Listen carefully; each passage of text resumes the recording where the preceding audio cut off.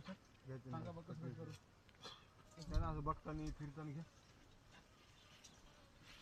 इथून असं येताना घेऊ लोक माझं शोध मी आणलं थांबासाठी आणलं जायसाठी आणलं बुडाला बसून रोडून दाखवलो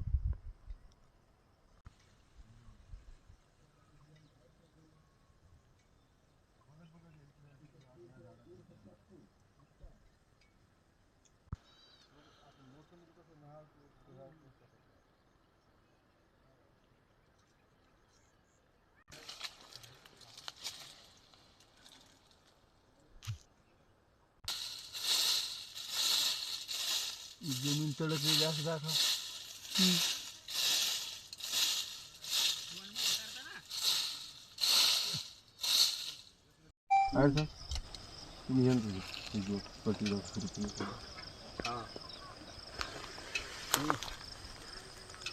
किती करा तुम्हाला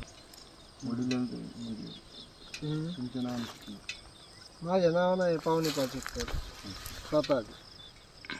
वडिलोपार्जित जमीन म्हणू का हो वडिलोपार्जित वारसा परमान आले हॅलो किती जमीन अरे मी माझ्या 5 5 एकर आहे ना मी फोन करू नको आता डिस्टर्ब नको थांबतो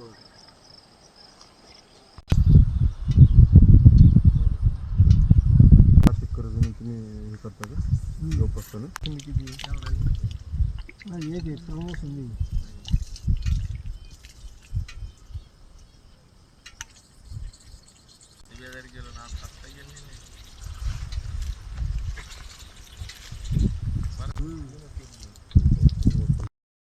भाऊ मला सांगा तुम्ही मोसंबी उत्पादक शेतकरी आहे काय परिस्थिती आहे मोसंबीची काय नाव तुमचं माझं नाव माधव एकनाथ पवार माझ्याकडे 1 हेक्टर मोसंबीची बाग आहे गेले 7 ते 8 वर्षापासून मी उत्पन्न घेतोय मोसंबीचं पण एकही वेळेस मला असं नफा भेटला नाही त्यामधनं कारण निसर्गाचा प्रकोप कधी मंगू कधी गळ या माध्यमातून प्रत्येक मोसंबी उत्पादक शेतकरी खचत चाललाय वाढती महागाई खताचे रेट औषधाची वाढते भाव कोणत्याच हिशोबात ही फळबाग परवडत नाही शेतकऱ्याला त्यात पुन्हा आपली जालन्याची मार्केट सुद्धा व्यवस्थित नाही कोणता योग्य भाव भेटत नाही कधीच जो माल 40,000 रुपये टनानं ज्याला मागणी असते मार्केटमध्ये तेव्हा 7 ते 8,000 रुपये टनानं सुद्धा त्याला कोणी खरेदी करीत नाही मग शेतकऱ्यांनी करायचं काय नेमकं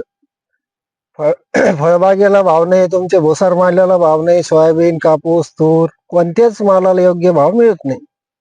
शेतकऱ्यावर म्हणजे आत्महत्येशिवाय दुसरा कोणताही पर्याय शिल्लक नाही आता याचं गणित तेच आहे असं वाटतंय मला शासनानं काहीतरी मनावर घेऊन शेतकऱ्याला प्रत्येक मालाला हमी भाव द्यावा अशी मी त्यांना कळकळीची विनंती करतो एक शेतकरी या नात्यानं शेतकरी जागला तर हा देश जगेल नाही तर कोणी सुद्धा वाचणार नाही बाबा काय सांगाल मोसंबी उत्पादक आहे तुम्ही मी प्रभुजी दीपचंद्र राठ मी बोलतोय की आमच्या मोसंबीवर एक तर भाव नाही तो नाही रोग बी भलता पडला आणि त्याच्यात आमची आर्थिक नुकसान फार झालेली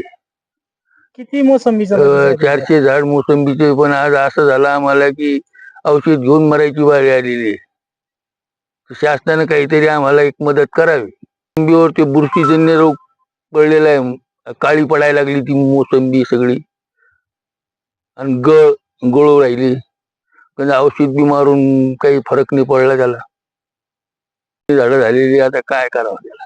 इलाज नाही त्याला फळं भरपूर आहे पण त्याला भाव बी नाही 10-15 दिवस झाले मार्केट बंद आहे माल कुठं न्यावा हे काही समजना सगळी इकून तिकून हेळसाड व्हायला लागली शेतकऱ्याची आमच्या मुख्यमंत्री साहेबांनी एवढीच विनंती आहे की काहीतरी जालना जिल्ह्याकडं हे मोसंबीच्या बागीच्याकडं पहा आमच्याकडं आमचे फार नुकसान सहन करायला लागलो आम्ही